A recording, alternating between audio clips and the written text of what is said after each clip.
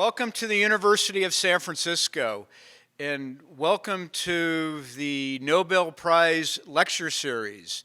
The Nobel Prize Lecture Series is part of the University of San Francisco's Investment Institute, and I want to just tell you real quickly about the Investment Institute. It's exceptionally unique to the University of San Francisco. But part of the Investment Institute is the Investment Lab. I don't know if any of you have seen the Investment Lab. Bunch of computers, Bloombergs, fax sets, big screens, ticker tapes. In fact, we took a tour of it earlier today. Another part of the Investment Institute here is our Student Investment Club. I hope that all of you students are part of the Investment Club. A key piece to the Investment Institute is our financial literacy program for the underserved areas of San Francisco. Here at the University of San Francisco, we have an investment minor. It's one of the only minors in investing around the country that you can get. You could be a history major and get this minor. You could be an accounting major and get the minor. And so it's exceptionally unique to the University of San Francisco and part of the Investment Institute here on campus. A very special part of the Investment Institute is our Nobel Prize Lecture Series, to which we're all here tonight. And so spread the word. We're doing some really great things here at the University of San Francisco. The goal is for our students to be part of the Investment Institute, whether they like investing or not, whether they want to learn more about investing, but really to help them get a great job when they graduate from the university here. So, we have two guests of honor tonight. We have our Nobel Prize winner, which Professor Ludwig Chincarini is going to introduce in a second. But we also have Mrs. Chincarini here, Ludwig's mother. Just stand up and say hi. Had to do that. But I also want to take a real quick second and introduce Otko, who is the Dean of the School of Management and has heavily pushed for the Investment Institute, for the Investment Minor, for the Investment Lab, and thank you very much for all of your support moving all of this forward. So, with that, welcome. I'd love to introduce Professor Ludwig Chincarini, who runs the Investment Institute, teaches student-managed fund classes here, investment classes, and with that, Professor Chincarini. Thank you very much. Good evening, ladies and gentlemen, and thank you for coming tonight. The structure tonight will be roughly a 45-minute lecture on some very interesting items, and then we'll have a 45-minute Q&A. And the Q&A, we have lots of questions, but they're really interesting, so I encourage you to stay around for those questions until they finish.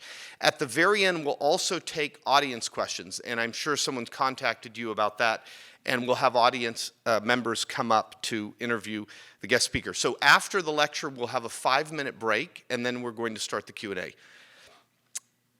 We'd like to thank the students that helped organize the event, especially Jessica Mondiset, and I probably mispronounced her name, and the staff of USF like Sam Bethel and others who helped organize it. We'd also like to thank Dean Otko for all her support. Thank you, Dean Otko. And we would also like to recognize the new director of the Silk Institute, Tim Rasmussen. Thank you, Tim.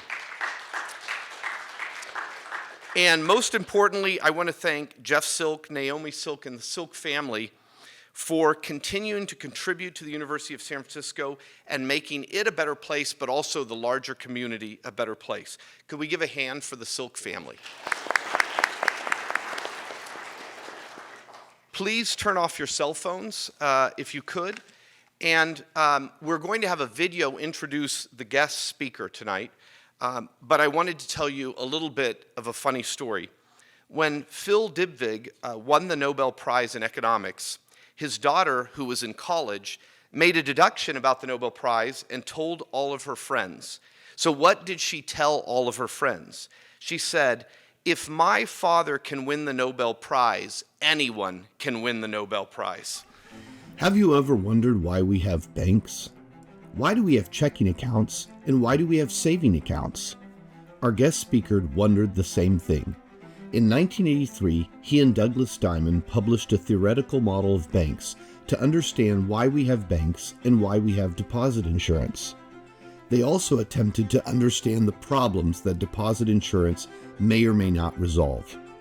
Their model revealed that even an intrinsically happy bank can have multiple equilibria.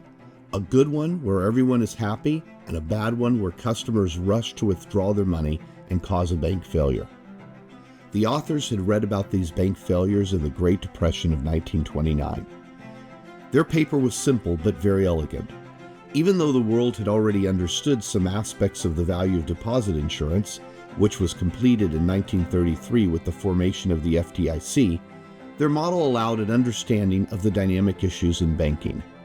The late Steve Ross of MIT, who was also the advisor of Phil Dybvig, said that this paper would win our guest speaker the Nobel Prize. He was right.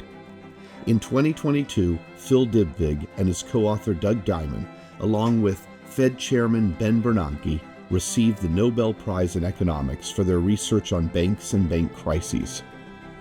Phil Dybvig was born on May 22, 1955 in Dayton, Ohio.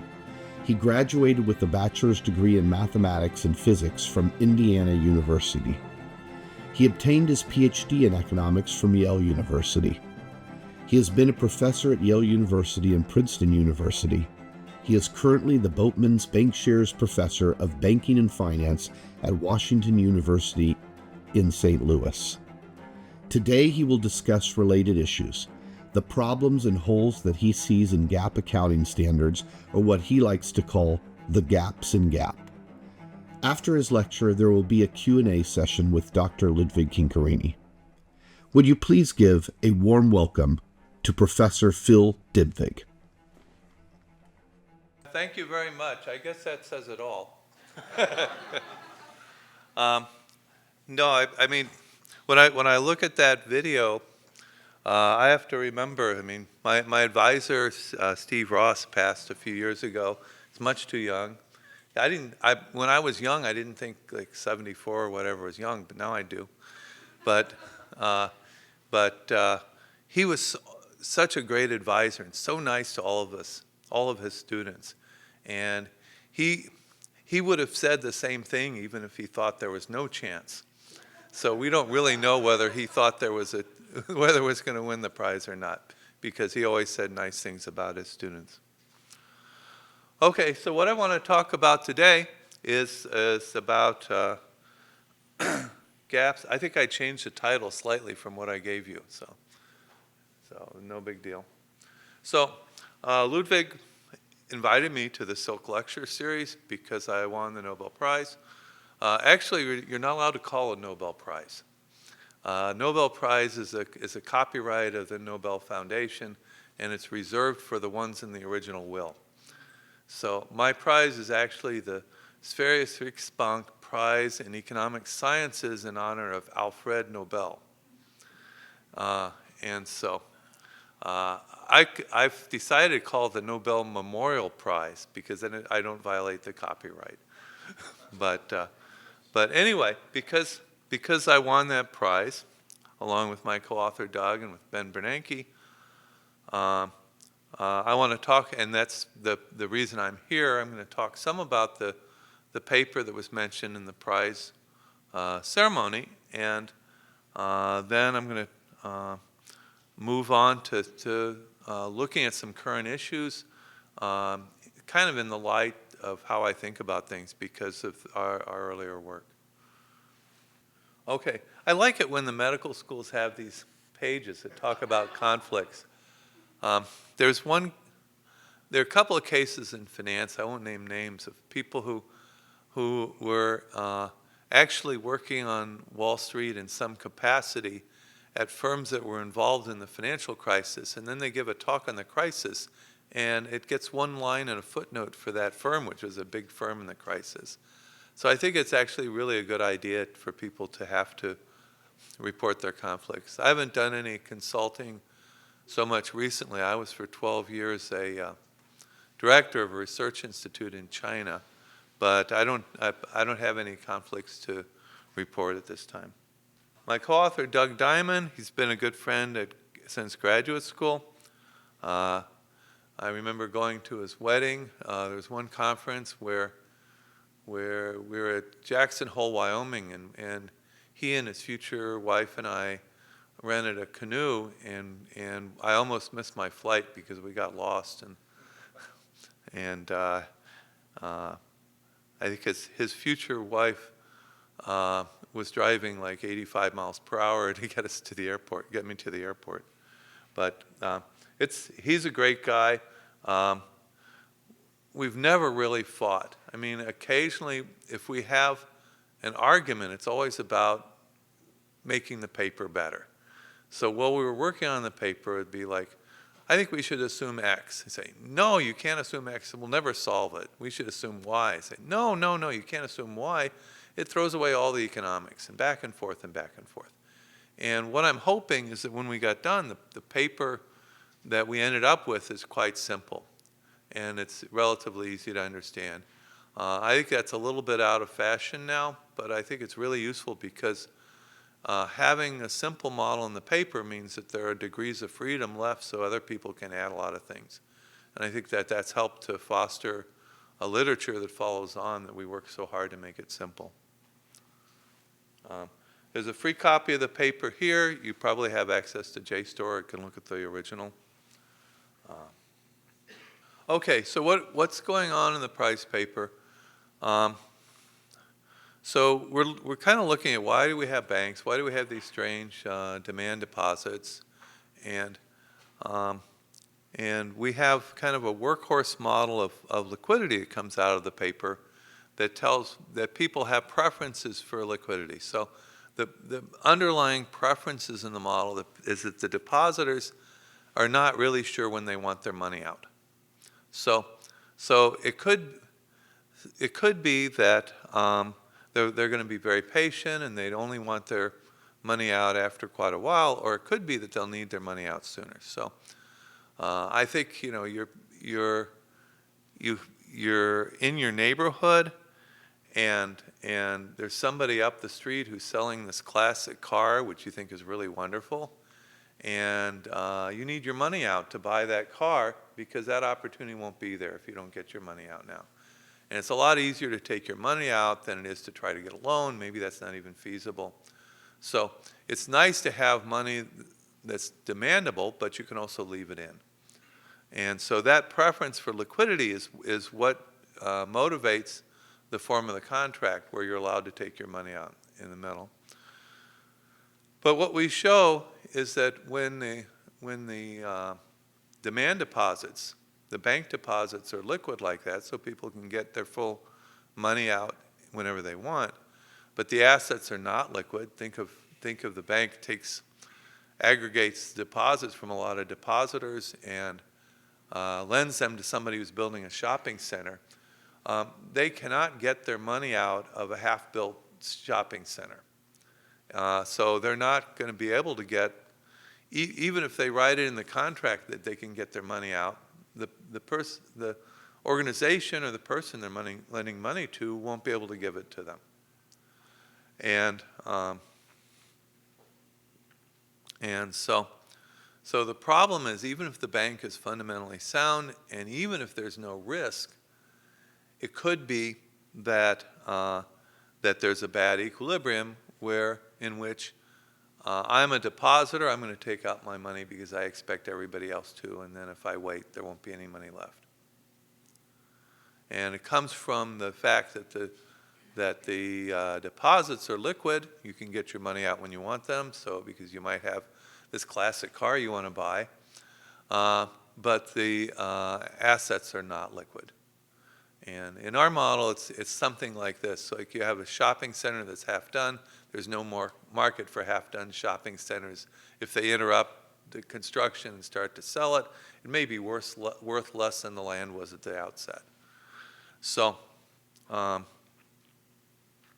So there's a good equilibrium in which you withdraw the money only when it's needed, and there's a bad equilibrium in which everybody takes their money out. And that's inefficient because you end up with the investments that the bank has made being interrupted early. And in our model, we also point out that deposit insurance and some other institutions can eliminate the bad equilibrium but leave the good equilibrium. So it's still going to have a good equilibrium in which you don't withdraw, but if you know you're going to get paid off by deposit insurance, maybe even if you think that the bank will fail, you don't care because you're going to get your money from the government.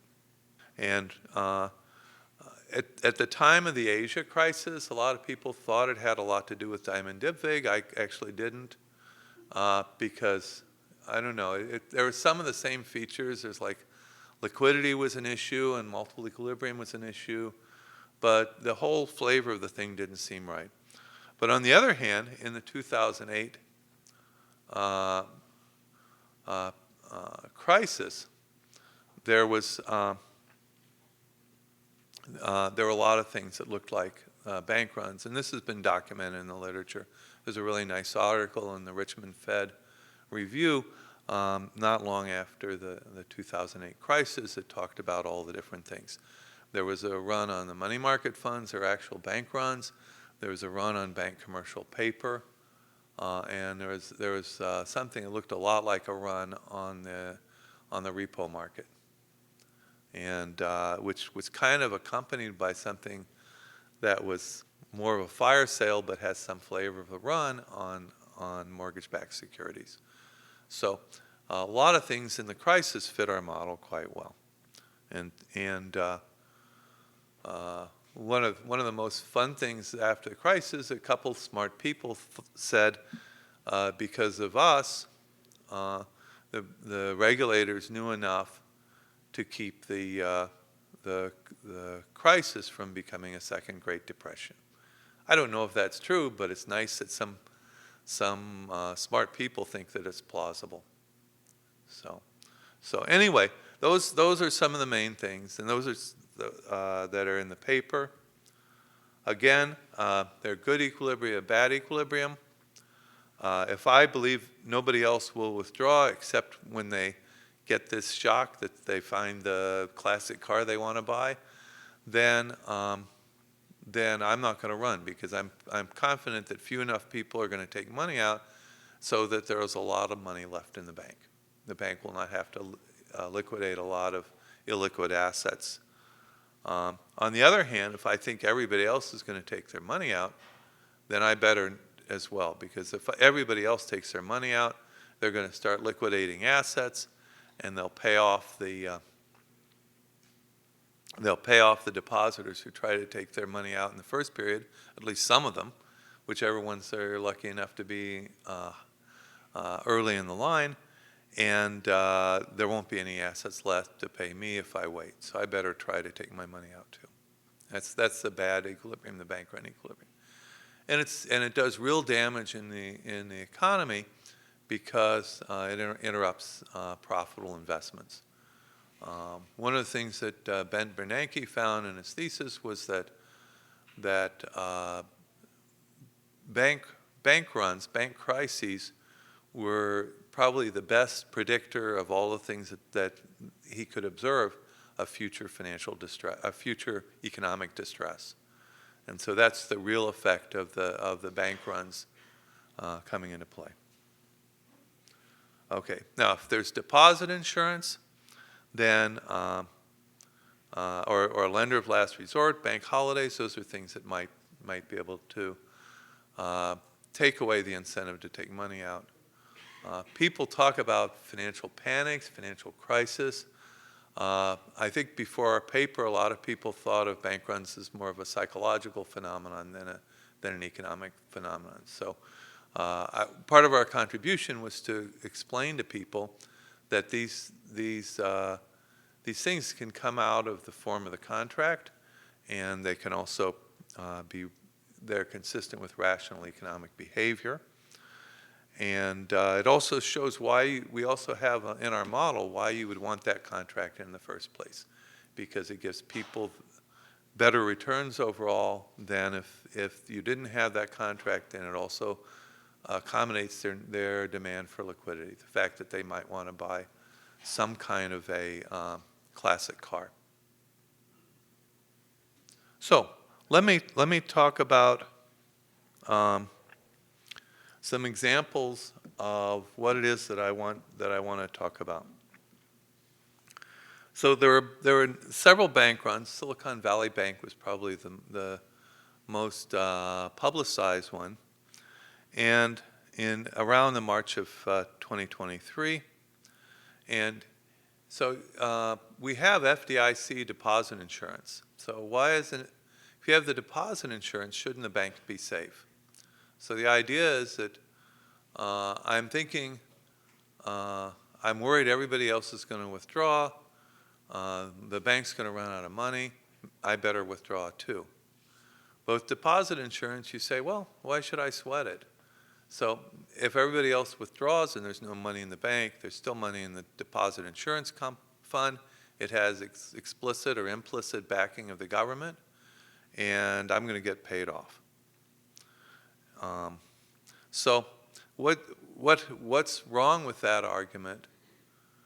The main thing that's an issue with that argument is that there are a lot of uninsured deposits.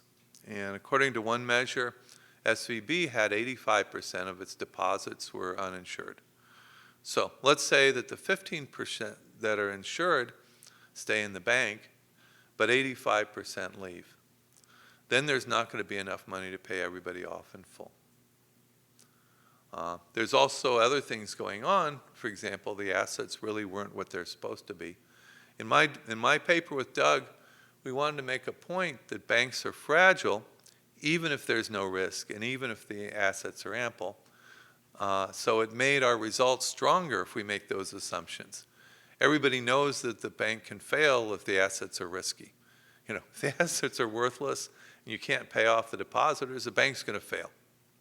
So we wanted to say, even if there are ample assets and even if there's no risk, then the bank can fail. Well, in the case of SVB, the assets were impaired, and it was kind of publicly known that they're impaired. We'll get back to that in a little bit.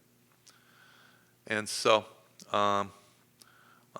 you're going to have you have this problem that because there are so many uninsured deposits, the deposit insurance isn't enough to help you. Now, there's nothing to guarantee that every bank, let's say that 60% of the deposits are insured in the country. Well, different banks are different. That doesn't preclude there being a bank that has 95% uninsured. Some will have more, some will be 100% insured, some will have less insurance. So this is one reason. Another reason why it could happen that people don't believe that it's a good idea to stay in, or even though there's deposit insurance. I think some deposit insurance funds have failed. So I think in the savings and loan crisis, most of the bank failures where people lost money were state-insured banks. And in the state-insured banks, some of those funds weren't backed by the full faith and credit of the state. So they didn't have enough money to pay off all the depositors when the savings and loans failed. That's a whole other situation which was interesting. So, but anyway, that was another contributing factor so that people knew that if there was a run, that the bank would fail. Another gap in bank regulation is kind of defining things. And this is something that keeps happening in financial regulation. So we have these things called initial coin offerings that look a lot like initial public offerings, but because of the wording of the definition of security in in the federal code, they're not considered security issues, so it's not an initial public offering. And if anything, it's much riskier than a regular initial public offering because what you're being offered is kind of nebulous in a bubble. And so it's like something that because it's riskier than a regular IPO, it's not considered to be an IPO. It's a little bit like there's certain materials, like some kinds of margarine, which are more dangerous than fats because they have so much hydrogen in them. They're sort of halfway between a fat and a plastic. But because they have so much hydrogen in them, they're not called fats. They're called trans fats. So they could be advertised as not having any fat because it's not any fat, it's trans fats. Well, eventually, the government will catch up with their definitions and the regulations, and things are good. But there tends to be sometimes a lag. So in this case, the example that I'm highlighting here is the case of Celsius, which was a crypto bank. And when advertising to get deposits in the crypto bank, one of the founders, Alex Mashinsky, wore a T-shirt that said, "Banks are not your friends." Okay. Well, he proved them correct. The bank failed, and a lot of the depositors lost their funds. And no, banks are not their friends. It was a crypto bank. It wasn't subject to bank regulation because it didn't look exactly like a regular bank. So that's something that I don't know in the end how many people actually lost their money. I know there are a lot of people who lost the liquidity, so they wanted to get their money out and they had to wait a long time. And I actually haven't read about what fraction of the depositors actually lost their money, but it looked like that was going to happen too. So ideally, when you're writing financial regulations, the regulations should be by function, not by form. So if you have an internet bank or a brick and mortar bank, why don't they have the same regulations? Try to write your definition so it'll be broad and it'll be based on the function, not based on the particular platform or what kind of assets are being held inside. Or in the case of crypto, is it an asset or not? What is it? It's not. I think there are definitions in the code by which it's not an asset. So that's kind of an interesting thing. A couple of other types of examples. So there was a bunch of banking apps that people have on their phones. And for the user, it's just like a bank. You can put your money in there. You can maybe get loans from them. You can do transactions. You can use a debit card off the account. You can pay directly using your phone and the place where you swipe your credit card. A lot of those apps are practically unregulated. There's some attempt by the regulators to try to catch up with them through the intermediaries. For example, this firm Synapse. So the banking app deposited money through Synapse, which then deposited money in banks. But it's not clear that there was enough money. The regulators were regulating the banks and telling the banks, "Oh, you got to look more carefully at these guys." But they should have been regulated as banks to get the protection that you want. So brown paper tickets is a place where you can sell tickets for your event. My high school class sold tickets for a reunion, and the guy who set it up didn't get paid for a year because they're just sitting on the money. And there's sort of nothing to do. It wasn't a big enough money to be worth suing. They did finally pay him, but it's a bank too. I mean, how you got the money in, or it's sitting there, it's your money. That should be regulated by a bank as a bank as well. That's a little further distant, but I think this is a general point. You have a lot of things that look like banks that should be regulated as banks. Okay, I want to move on, talk about this. So a lot of times, so in the original Dybvig model, all banks are subject to runs within the assumptions of the model.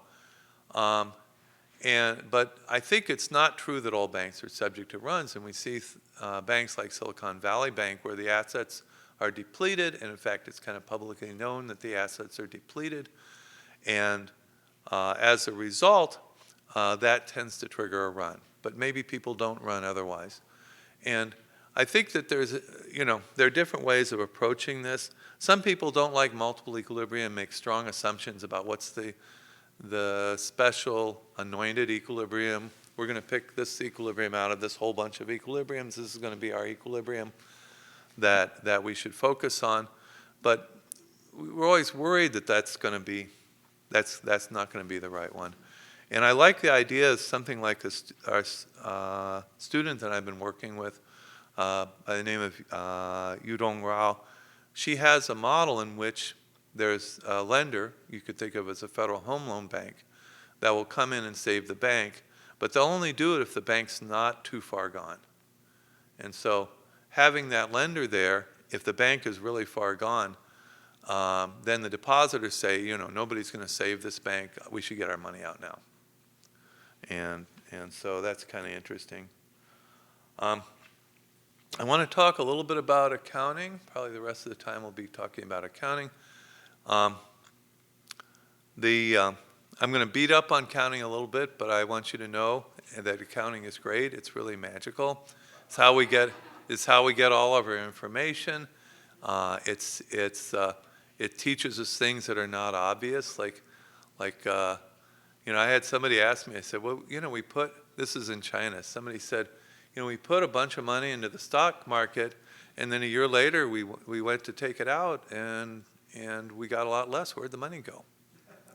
Okay, well, if they had bought a piece of jade and then sold it a year later and the price was a lot lower, they would have understood it didn't go into the jade. But when you buy something in the stock market, the double entry accounting on both sides tells you haven't destroyed any money, because whatever money I'm paying, the other person is receiving. Now you can start talking about international accounts and some other things, or some frictions like taxes, but there are a lot of insights that you can get from double entry accounting. It comes directly from the ledgers. But like any kind of tool, it has its limitations. So what's really valuable from accounting is it comes from this ledger data, and it's generally pretty objective data, and it's really, really useful. But there's some things that are not good in terms of accounting. For example, if you look at the value of deposits in the bank are going to depend on how long those deposits are there. If the deposits are there for a long time, and you just use the book value of the deposits and the book value of liabilities, even if the book value of the liabilities has gone down, if the book value of the deposits has also gone, if the market value of the deposits, let me start over. So even if the market value of the assets has gone down, if the market value of the liabilities has also gone down, because you've got these people, sticky deposits, people are keeping their money in the bank, and they're not responding to changes in interest rates, the value of those deposits also goes down. So your assets and liabilities are moving together. So it's kind of a hedge accounting thing. The problem is that how do accountants know which things are going to be sticky and which ones aren't? And that's where it's difficult. And there's a whole area called hedge accounting, which is complicated and has a lot of potential problems. I think the real problem is that the accountants don't have the information they need to understand that exactly. You can't tell exactly what's going on in the firm when it comes to whether they are bearing risk, whether it's a good hedge, whether there's going to be fraud. You can't tell that from ledger entries. Whether the loans that have been written down, should have been written down, are written down. You can't tell that. The best they can do on something like that is just like, you tell us and we'll settle up later and punish you if you're wrong. Well, there's nobody there to punish if the bank is gone. So we had when I was a graduate student, we had a talk at Yale by a mathematician.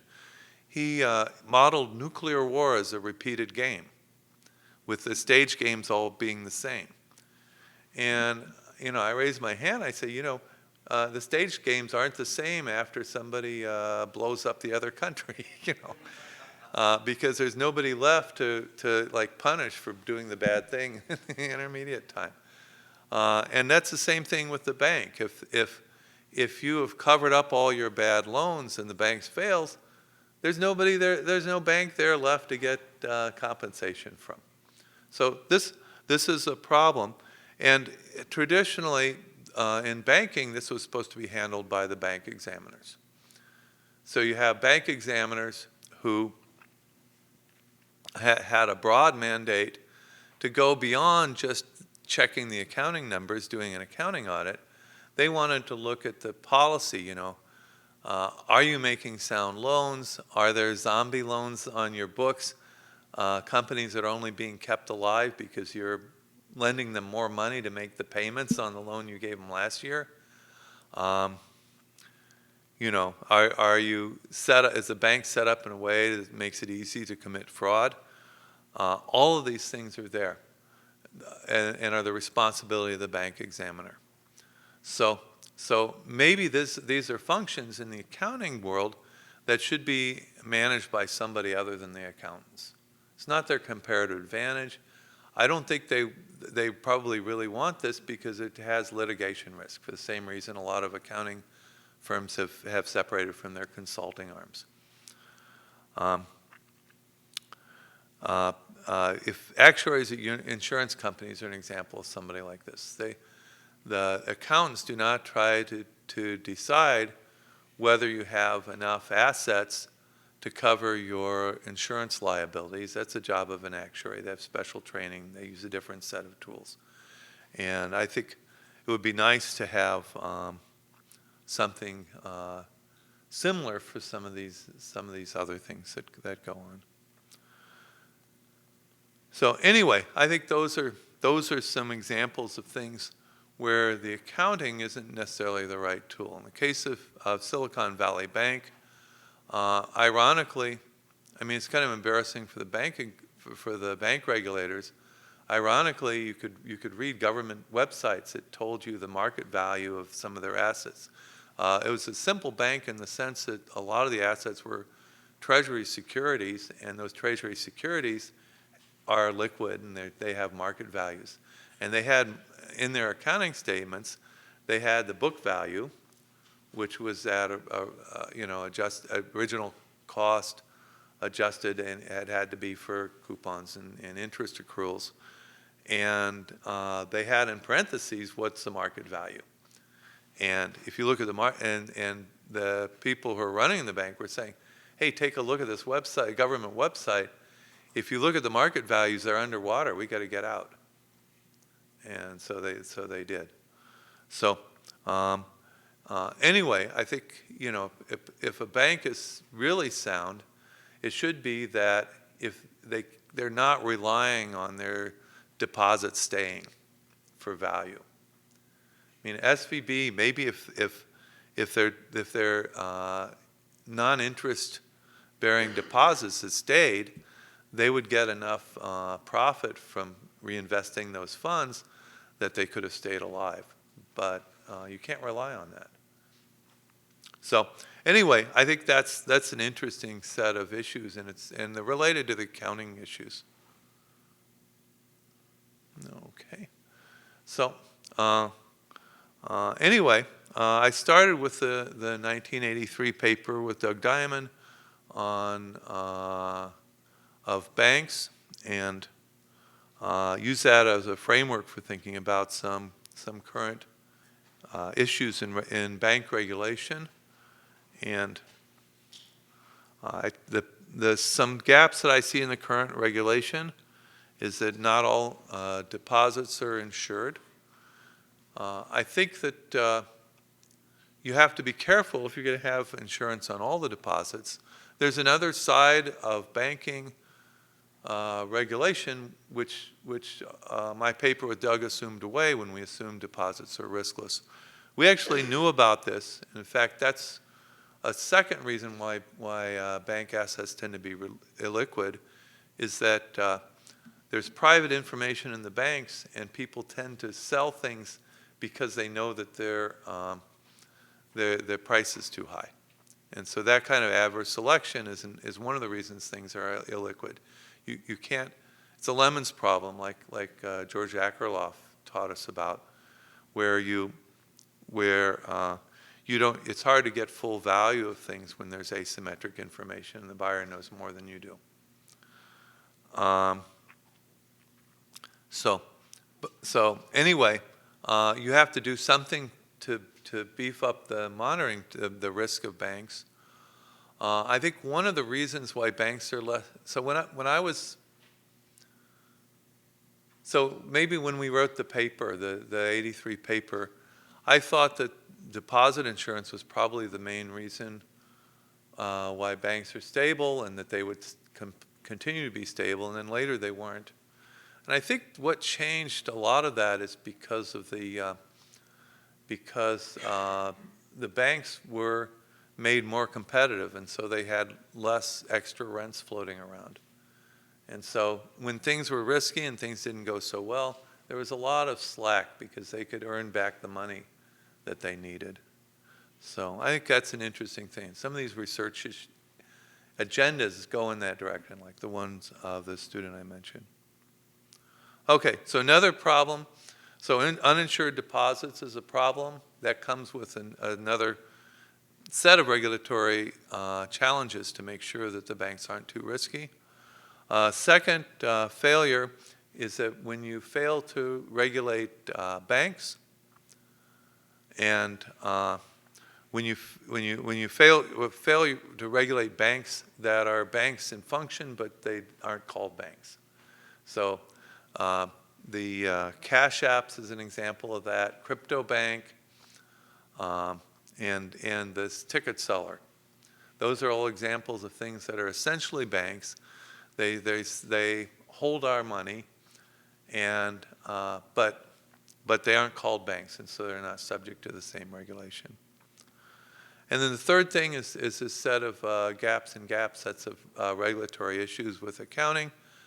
Accounting is good at things where you understand what you need to know from the ledger accounts, and that's its power, but it's also its limitation, because there are some things you can't learn from the ledger accounts. That's why hedge accounting is so difficult to design, and why fraud and knowing whether people have written down assets appropriately is also hard to tell.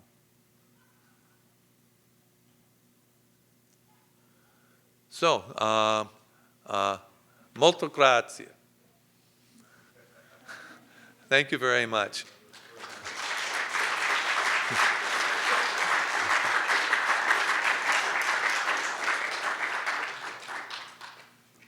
Thank you very much, Phil.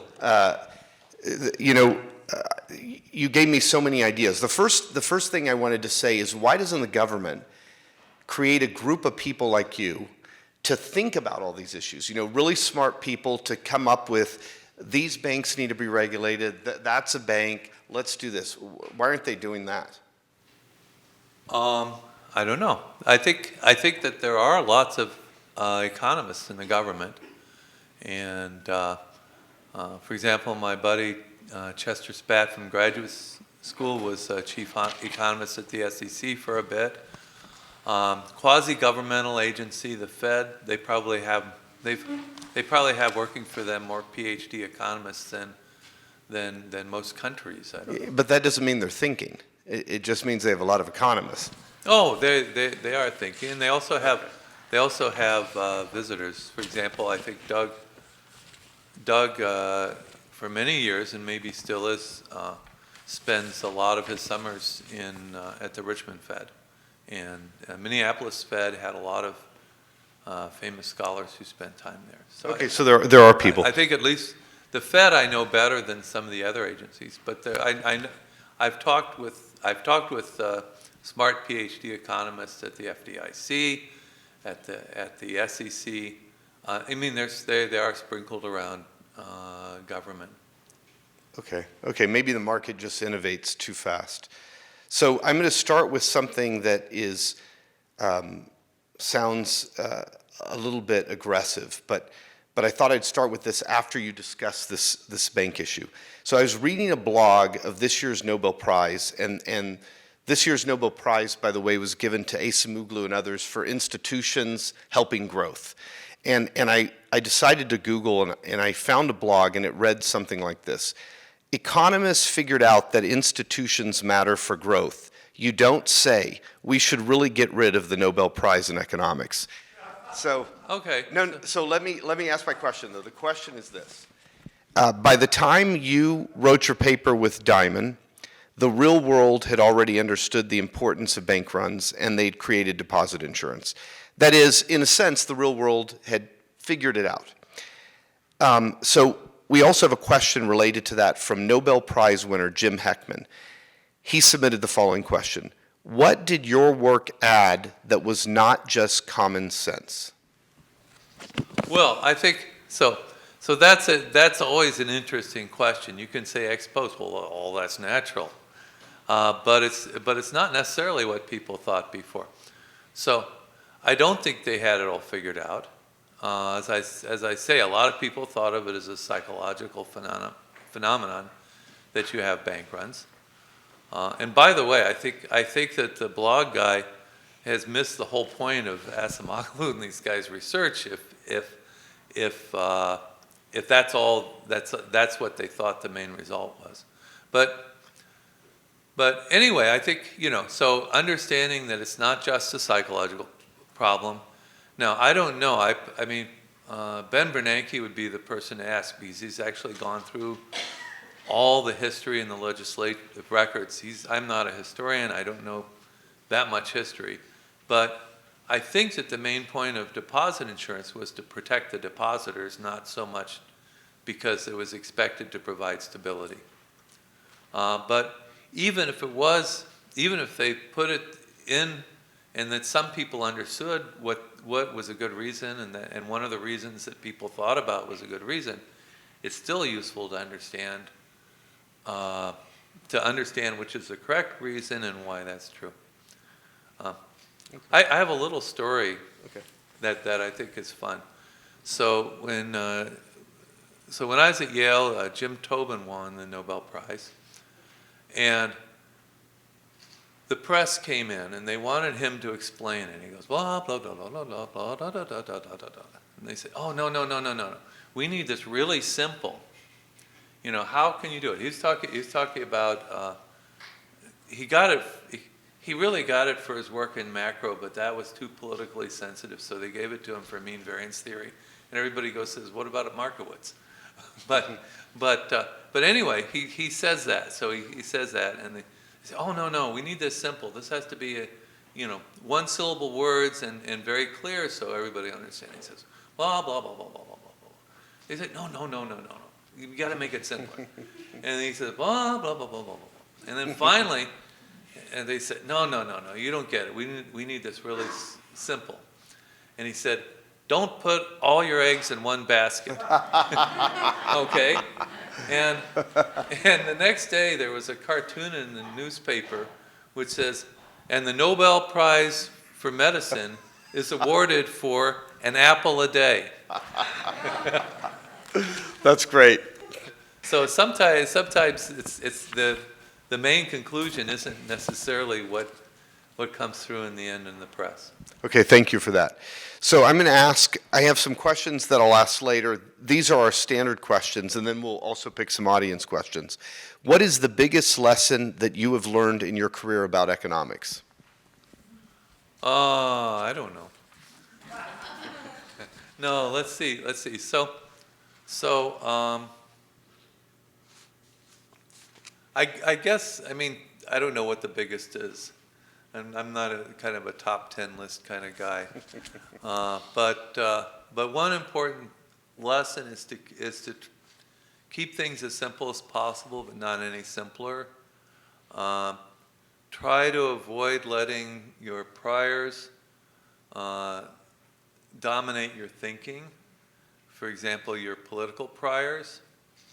I think there's a long tradition in macro of people getting their conclusions from their political priors and then just doing the best job they can of rationalizing their political priors. But I think we make more progress if we try to keep an open mind, and if you could try to acknowledge that this is my political prior, does it make sense, rather than, I know this is true, I'm going to do that. I guess another thing is that if you're trying to do creative work and come up with ideas,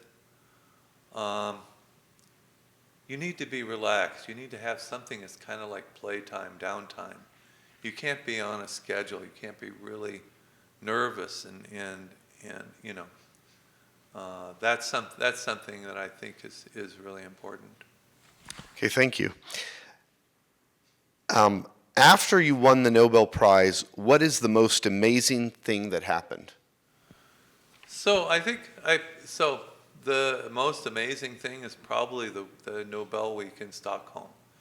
They were just so nice, and the food was so wonderful. And I live in a neighborhood in St. Louis with a lot of music bars and things,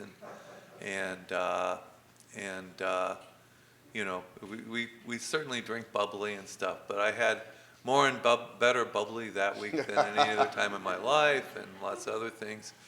And they really know how to throw a party. It was so nice. So can I ask a follow-up? True or false? You were playing piano for people in Sweden. I actually had 3 opportunities to play piano, which was great.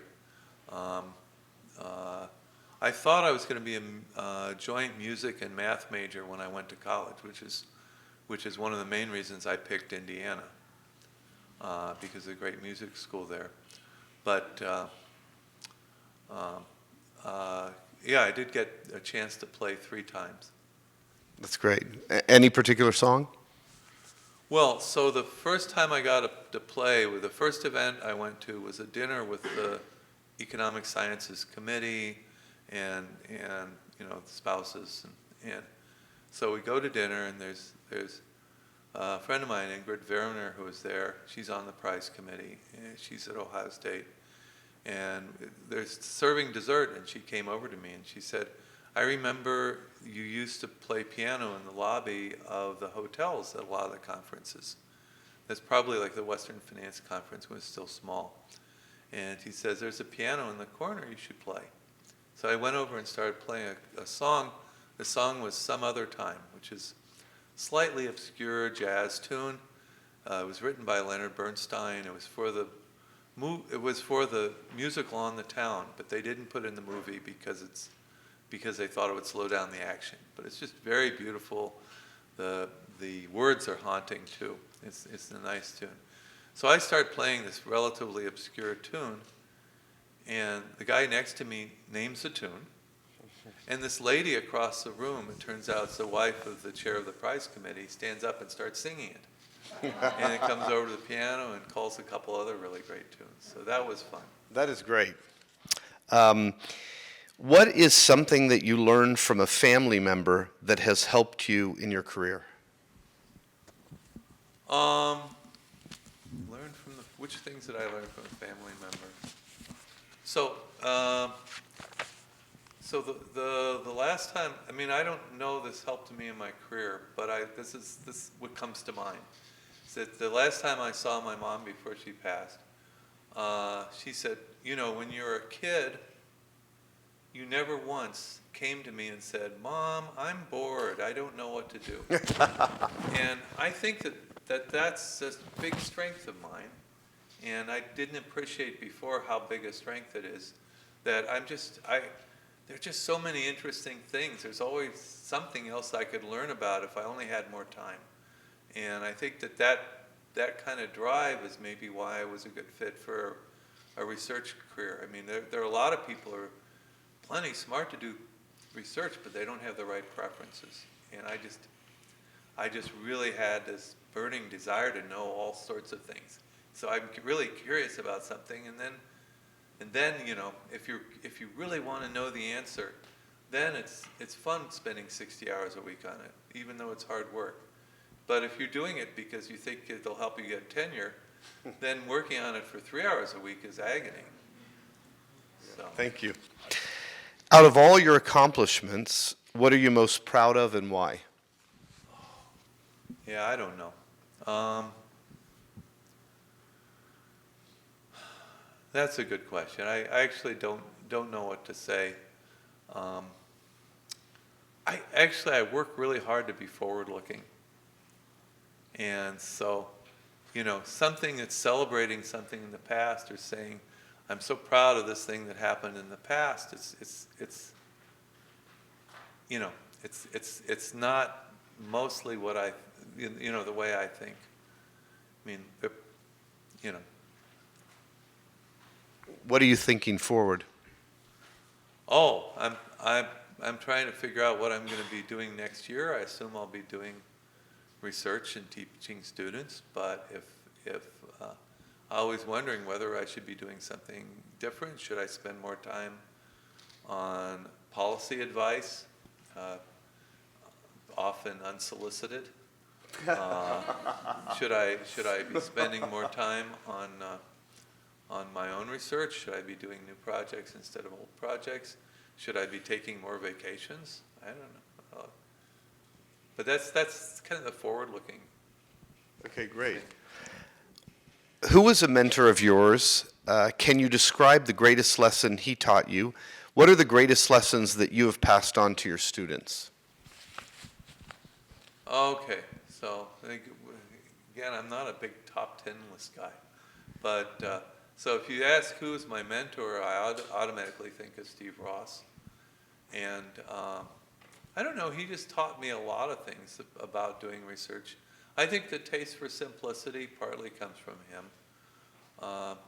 Doug has another paper which is very famous on delegated monitoring, about how instead of individuals who are making deposits in bank, you could imagine them investing directly into the loans, but they're going to do it through the bank, and the bank does the monitoring, so all the individuals don't have to do the monitoring. It's a lot more efficient. And how does that work?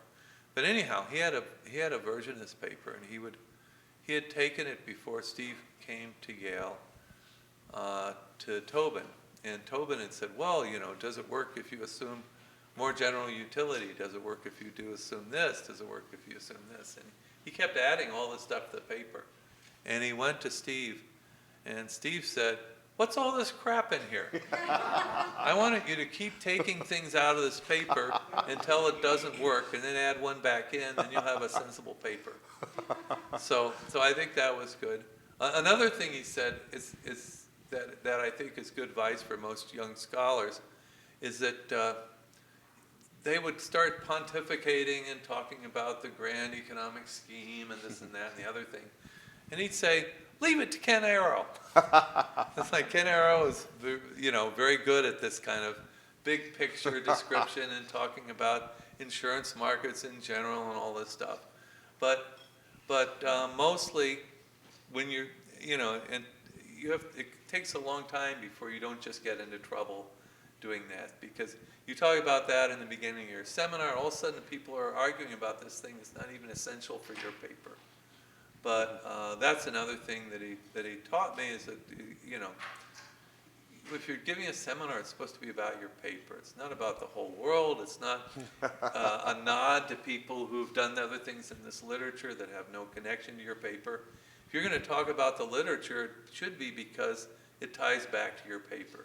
Mm-hmm. You say, you may think that this other paper sounds like what I'm doing, but here's what's the same and here's what's different. Okay, that's useful for your paper. But if you're just listing papers and giving a literature review of what happened in that literature, and it's not connected to your paper, it's a waste of time. That's great advice, and I want to follow up on that. A little go off tangent. A lot of researchers will quote people because they think by quoting the people it helps get their paper published because they're patting someone's back. I guess Steve would say don't do that, but what's your response to people who do that sort of stuff? Well, I'm not very good at trying to manipulate those things, but I also think, I mean, in my experience, is time better spent writing a better paper? Work on the empirical work, see where the biases are in the estimators. Could you be using better data? If it's a theoretical model, think about the assumptions that you're making in the model, which ones make sense, which ones don't, and talk about that in the paper. Talk about why you made this assumption. Say, that these results could be reversed if we included a tax effect.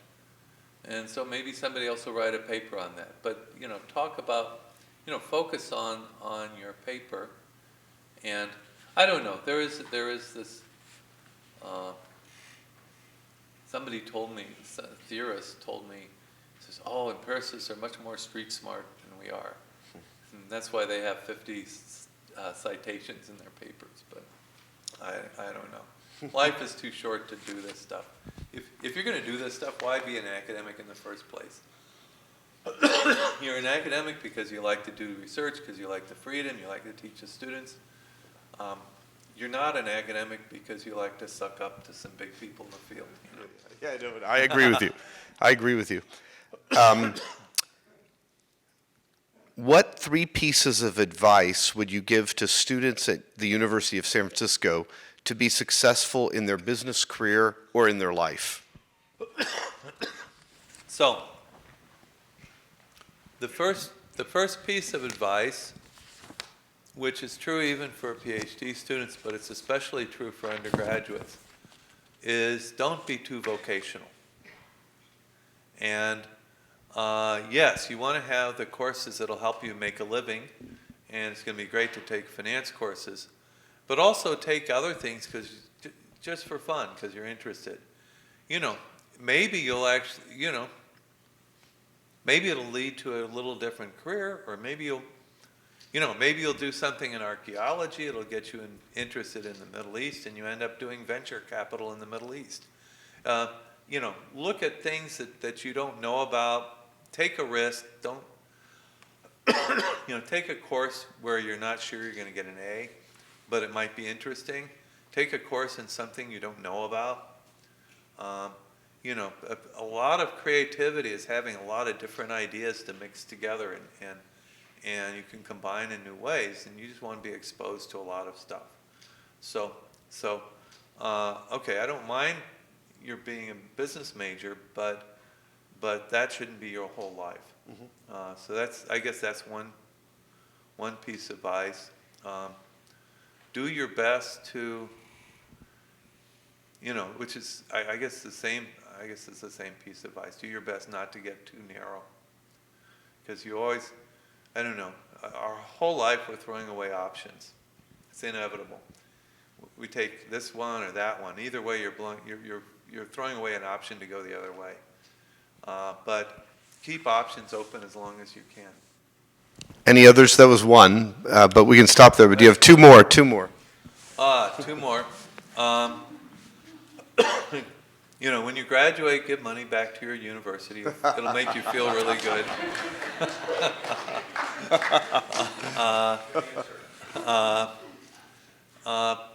So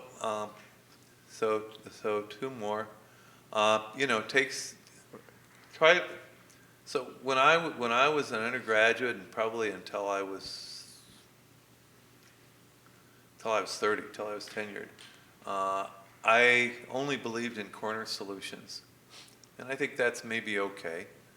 It's like drive as fast as you can until you get up to the fastest speed you can go without getting a ticket. You keep studying until you actually fall asleep over the book. Know when it's, take time for yourself, take time to think about whether what you're doing is the right thing. So being a PhD student is really intense. And when you're a PhD student, it feels like it's the whole world. And you can't come into work every day saying, I don't know if this is the right thing for me to be doing. You have to have faith. You come in every day and you say, I'm a PhD student, and it's the right thing for me to do, and I'm going to be the best PhD student I can be. But, like once every 6 months, or once a year, say, how is this working for me? I know more than I knew a year ago. I think there are a lot of people who are stuck in what's not a good fit for them, and they don't figure it out for years because they don't think about it. So every once in a while, take a break and think about whether they're doing whether you're doing the right thing. There are a lot of people who like the idea of doing research who don't actually like doing research. And if that's the kind of person you are, there's nothing wrong with it. It's just your preferences. Listen to your preferences. Okay, thank you. I think we only got 2, but that's great. Thank you. Why don't we... The donation one. A donation, thank you. Yes, That's the that's third right. one. That is true. There was 3. It'll make you feel Thank good. you. Thank you. While we're waiting, feel free to get audience members. I will ask you another question. You were a graduate student at Yale in the 1970s. Yep. So first question is, how was it? Did you have any idea you might win the Nobel Prize? Or let me say it differently. You know, when we watch these tennis players or soccer players, they say, my dreams, I couldn't have even dreamt of this. Did you dream that one day you might win the Nobel Prize or have some great achievement? And what were you hoping for as a graduate student? Okay, so I was a young kid. So when I got my PhD, I was 24. So around my 24th birthday is when I got my PhD. And I had no long-term plans at all, no long-term ideas. If somebody had said, you may get the Nobel Prize later, I would have said, fine, whatever. I just didn't care. That was way beyond my horizon. And I was kind of right. I mean, I was pretty happy before I got the prize. If I hadn't, it would have been fine. But I don't know. For me, it was strange because I had mono. And it was hard for me to drag into work to the school to go to seminars and meet my advisors and go home. So the first year at Yale, I had mono. I was really quite sick. I actually had liver involvement, so it was more than an average case of mono. And I mostly slept a lot. And I lived on the beach, and sometimes the road behind the beach would flood, so I'd have to walk through cold ice water on the way to getting a bus. So it was a little bit of a tough year, but it was wonderful because I got to talk to Steve Ross. Mm-hmm. Like if you ask my loyalty I have to Yale, it's like I was on the faculty there, I was a student there, but I have no feeling. But I have great loyalty to Steve Ross and Bill Brainerd and some of the other faculty members I worked with. And it was really special for me to get exposed to them and be able to interact with them. That's awesome. Thank you. I have some more, but let's get an audience question, and then we'll go back to my questions. What do you think is the role that banks should be playing in our economy, in our society? Are they merely economic mechanisms for transfer of capital from depositors to businesses and individuals, or are they forces for social good, social stability? Okay, so in terms of proposals for regulating banks, I think a lot of them were in my last slide. So that I would like to see full deposit insurance, so there aren't runs. I would like to see regulation of institutions that are bank-like. If they're bank-like, they should be regulated as banks.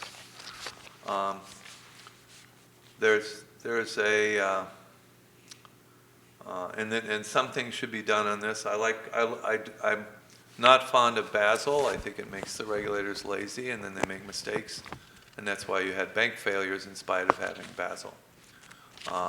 And I would like there should be a mechanism, which could be through the accounting firms or somebody else that looks at these issues of things that the accountants don't measure well.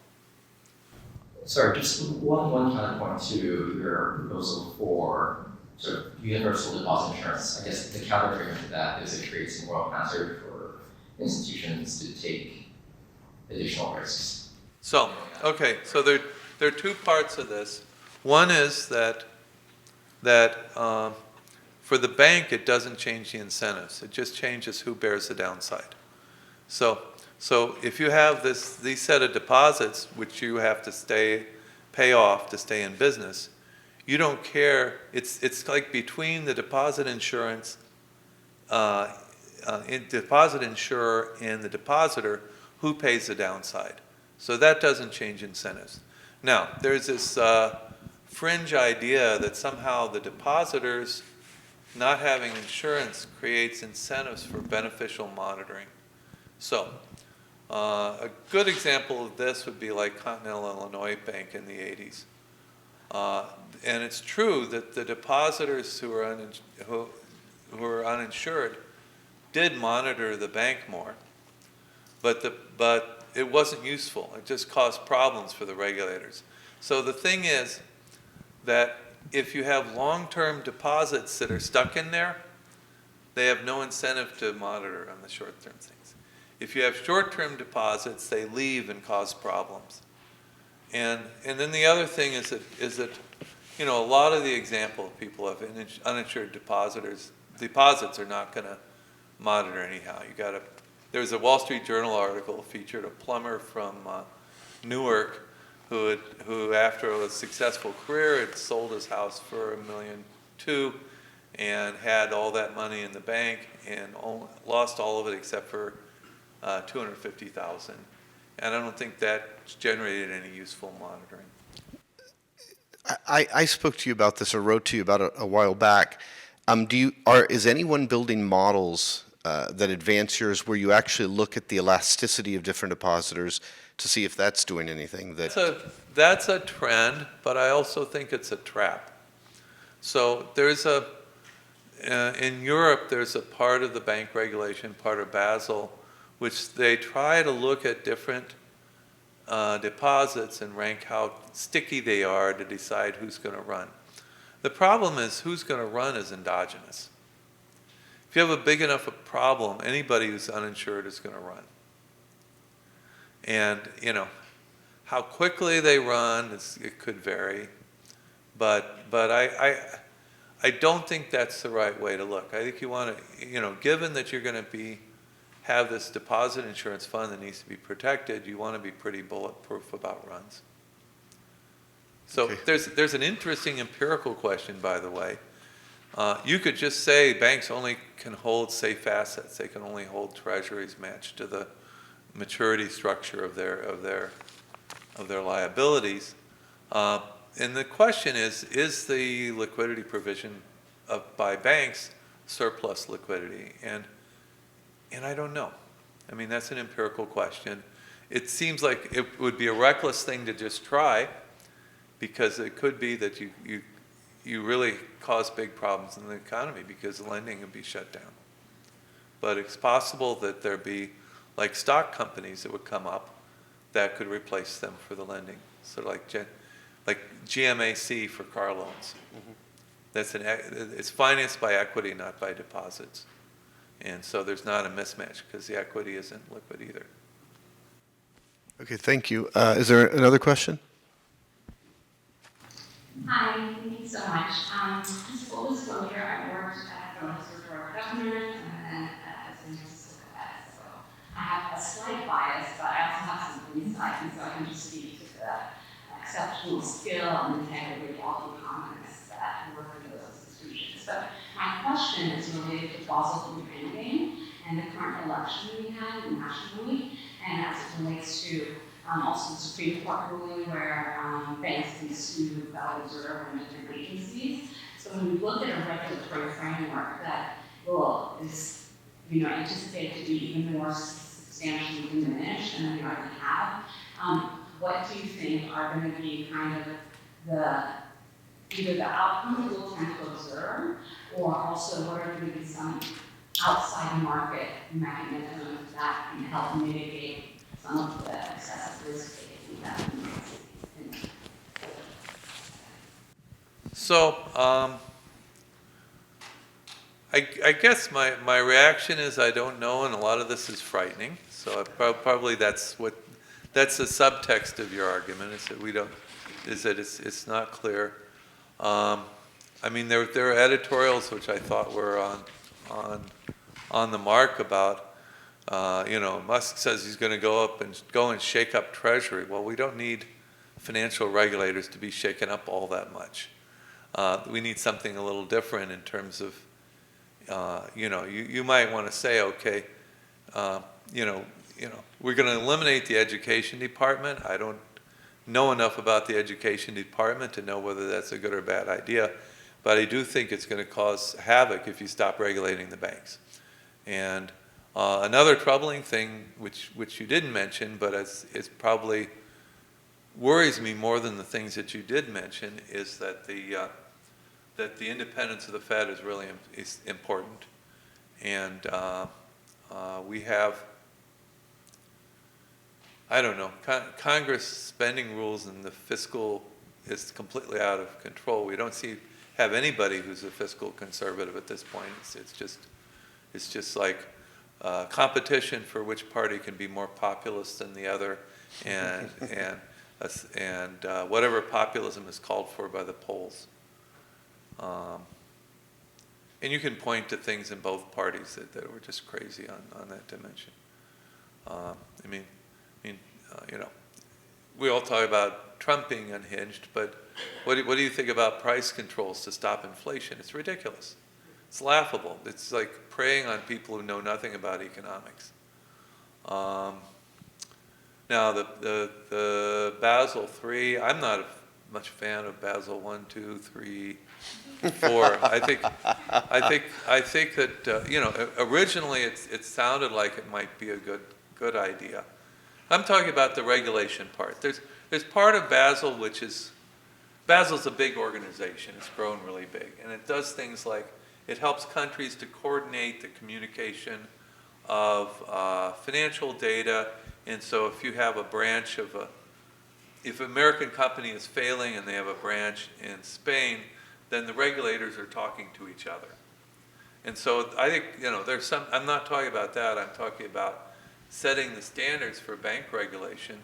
The idea originally was that you have this race to the bottom. All these countries want their banks to be more competitive, and so they're making their banking system riskier and more lax to help to give their banks a competitive advantage internationally.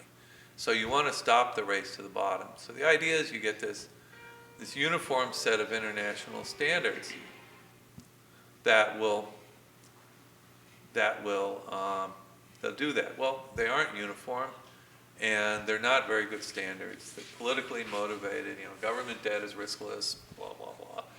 We have low risk weights on mortgages because we want to encourage home ownership. Yeah, I was just going to say also, with respect to not managing the treasury portfolio well, the extended duration of the inverted yield curve and being able to assume that all treasuries are equally liquid when you're sitting there holding stuff that you bought, 7 years ago. And so, yes, I agree totally with you that those parameters set forth, but also there's the internal bank models. Can you comment a little bit on that in terms of how that skews the ability to regulate?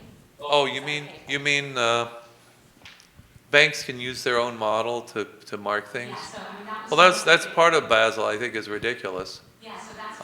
But that's really it's related to this this risk. Accountants are not good at evaluating risk. There should be some kind of an independent evaluation that should be like the insurance companies have. And I'll mention another thing which I think is a problem. This was part of another person's question, but the politicization of banks. Banks are supposed to be, so you have political goals that you can't get through Congress, having to do with ESG or whatever it is, and then you try to do it through the banks, which is and a lot of that is now substituting for actually trying to regulate bank stability should be the main thing that we worry about for banks. Okay, moving on. I wanted to get back to a question that a lot of people would be curious about. When you wrote your banking paper, how did that come about? Can you describe sort of the process by which you said, okay, I'm going to work on a bank problem? Okay, well, Doug and, I guess this is common. Doug and I have a little different memories of how this happened. But my memory was after we had both graduated, I was at Princeton and he was at Chicago, and we met at the professional meetings. And because I had mono at Yale, I didn't know Doug very well. I knew him by sight, and I talked to him sometimes, but I hadn't spent a lot of time with him. And at the meetings, we said, let's go get a beer. We sat down to a beer, and he told me, he says, you know, when I was an undergraduate at Brown, I had this class where we, what's the famous, I had it earlier, the banking book, the famous bank history book, Milton Friedman. Friedman and Schwartz. Yeah, that book that talked about all the history of banks and monetary theory, he had that as an undergraduate book.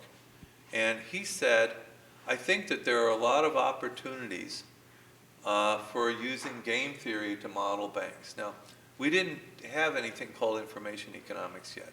So when he said game theory, you should read information economics. That would be a more accurate modern term. But he said there are a lot of things in banks that we need to understand better, and we should do that. So we started talking and doing research. The first thing we worked on is we worked on rolling over bad loans. And we said, you know, how easy is it to hide bad loans? And so we thought about it for a while, and we said, well, you know, if you have a company which is growing and it needs to borrow 5% each year more to cover payroll, maybe it's really hard to distinguish that from a zombie firm that's just borrowing enough money to pay off the last loan. And that was kind of our conclusion. We said, well, this isn't a paper. How do we write a paper on this? Yes, it's very hard for regulators to tell if the bank is just rolling over bad loans. And then we started talking about bank runs and why is there deposit insurance? And why do you have these funny contracts where you know, you get to decide each day whether to take your money out or not? And that ended up leading to this paper. The institutional knowledge about banks, that all came from Doug. I didn't really know very much. Now, the first time we met, I had been working on several papers, which I talked about in my Nobel lecture, in which there were multiple equilibria. I didn't try to work on papers with multiple equilibria, but I didn't have anything against multiple equilibria. And so I would work on the model, I look at the equation, and I say, well, the solution's not unique, so there are multiple equilibria. And I had two papers with Jerry Janes, which are labor market papers, and two papers with Chester Spatt, which were in an industrial organization that had multiple equilibria. So when we met, he talked about banks being something that we would you know, might want to work on. And I said, well, the only thing I know about banks is I heard about bank runs in the macro class, and it sounds to me like a multiple equilibrium problem. Somebody must have modeled that already. Well, somebody hadn't, but on the other hand, if that's all that had been in the paper, it would not have been a big paper. I think what's big about the paper is we showed why it is that the demand deposits, where you have an option to take your money out or not, is a useful contract that can improve on the alternatives, and why, when that improves on the alternatives, does that lead to bank instability, and then what can we possibly do about it? So I think those are the big things. There's also a work hard model for modeling liquidity, and there's a huge literature, which I don't know half of it, of papers that use this model as a starting point, because it's a. And when you finished the paper, did you think, that's a damn good paper? Oh, I liked the paper. I don't know that it was my favorite paper of mine at the time. It was one of the favorites. Doug, I think, had an idea. Doug said that when we were writing it, some of the choices that he was pushing was because he wanted to make it so that it could be understood by policymakers. So he had an idea that I didn't, that it could have an influence in policy and could actually be a big paper in terms of the policy. And I didn't understand that, just because I wasn't that aware at that point about what's going on in banking. Okay, these are audience questions that were mailed in to us.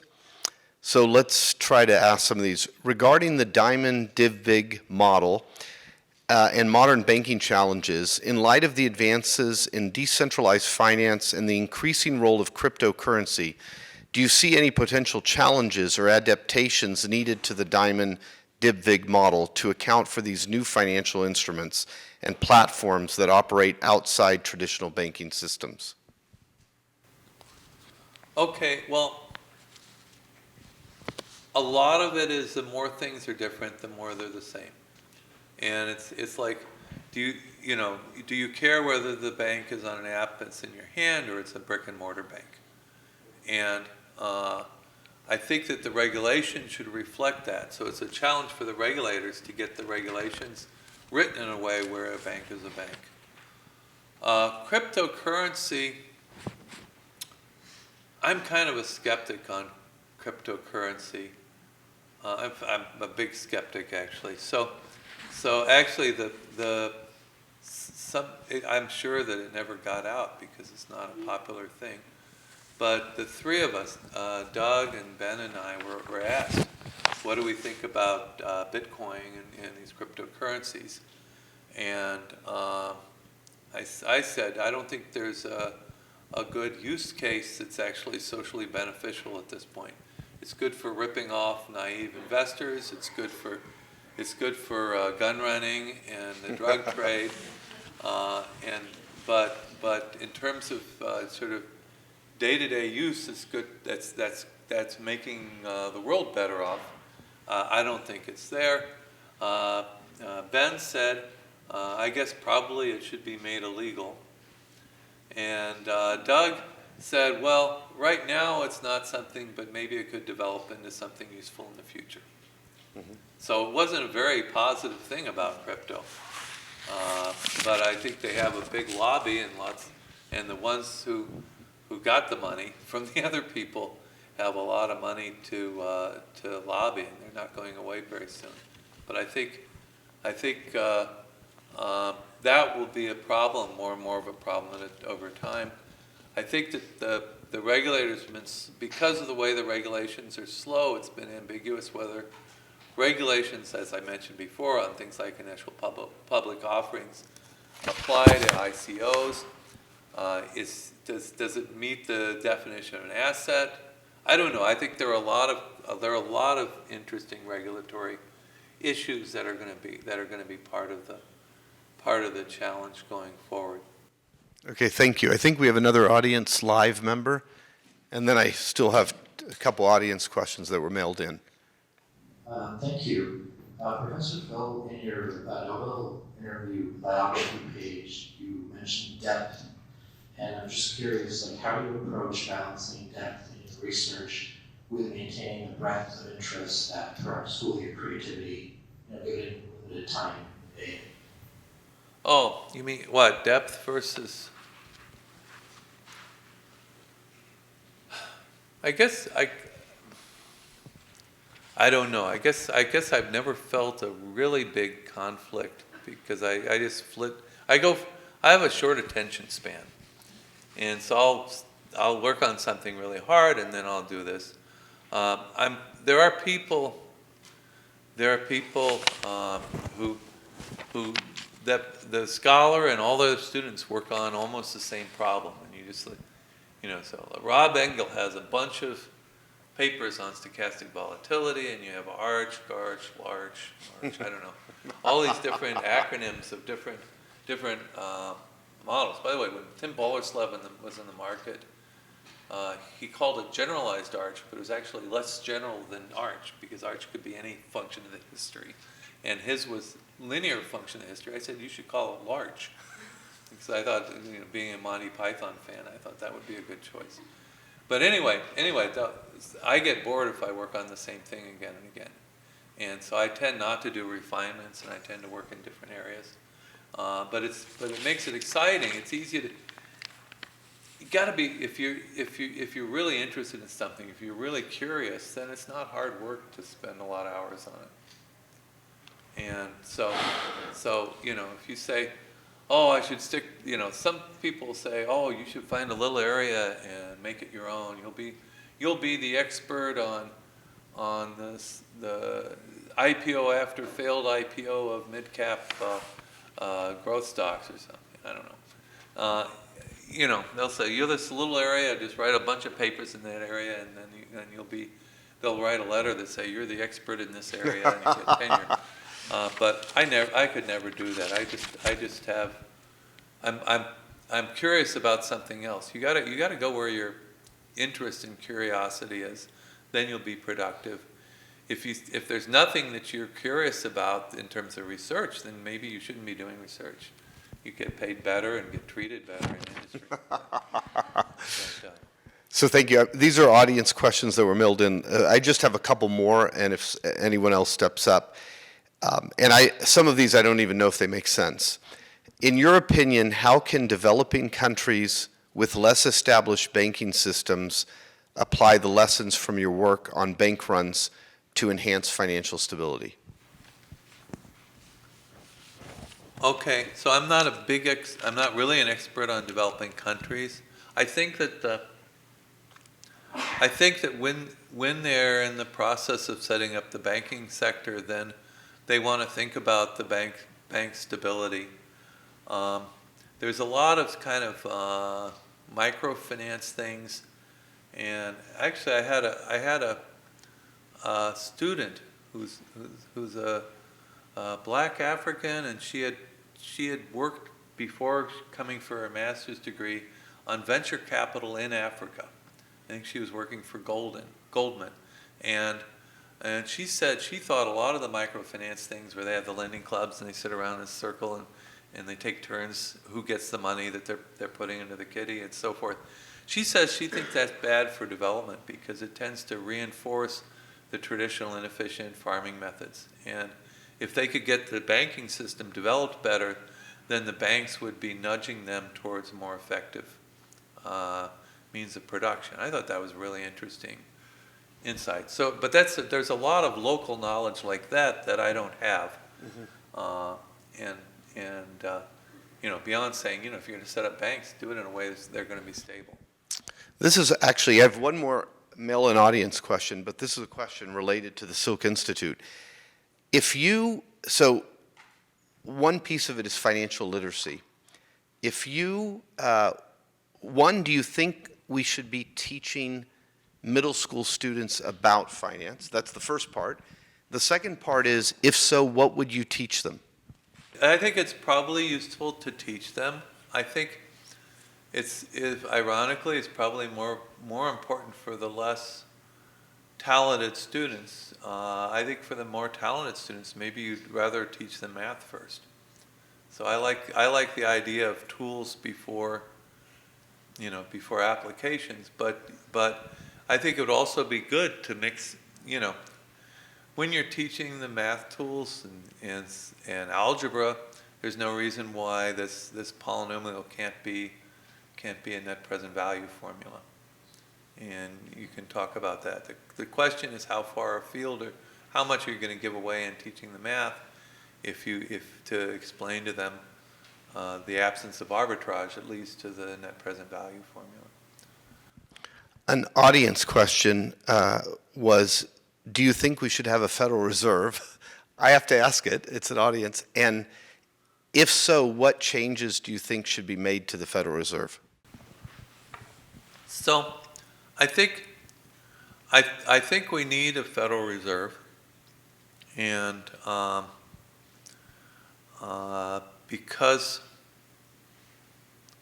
you have something like cryptocurrency. A, it's not a good money, and B, it's completely rudderless, and And also the control is in the hands of a small number of people, like the big miners. And none of those things are good for having a currency. I think that the independence of the Federal Reserve has been eroded in recent years, and I think that's a problem. So that might be the biggest thing I would change. I'm sure there are lots of other changes that would be useful, and I probably am not sufficiently knowledgeable to know what they should be. Do you think it'd be possible to do a crypto that you create it like a la Milton Friedman? It grows maybe at the growth rate of the economy, and it could serve as a money? Well, so the problem with crypto is what is its value?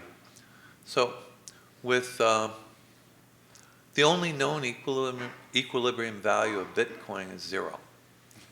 If it's 0, that's an equilibrium. Okay? Nobody wants it, and it's worth 0. But there's no discipline on what the value would be. It's just a bubble. And it's also I mean, you're talking about the growth rate of the value, or the growth rate of the supply. Of the supply. Well,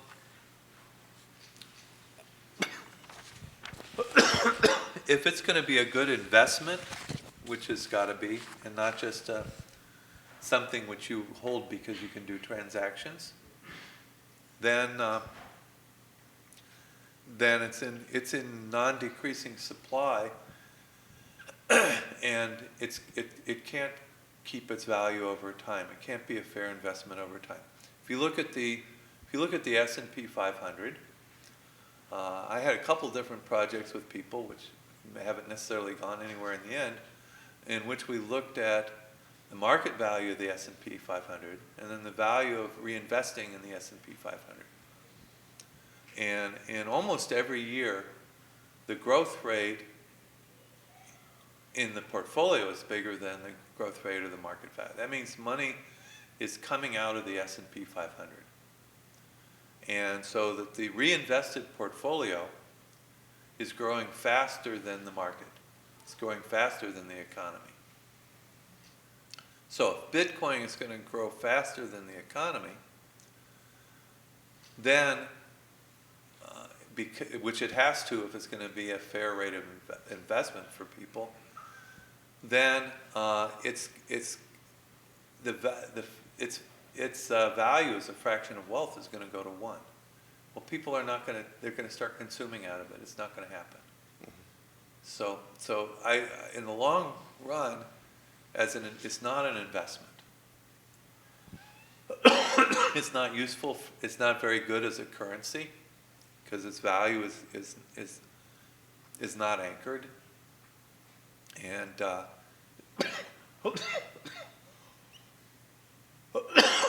it's also not very liquid. You know, I mean, it's not easy to transact just on a day-to-day basis.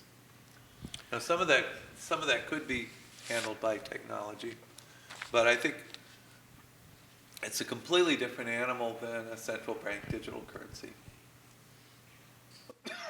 Okay, thank you. I think we can stop there. Is everyone ready? Do you have any last words you'd like to say to everyone? No, just thanks for having me here. It's been fun. You have another question? Okay.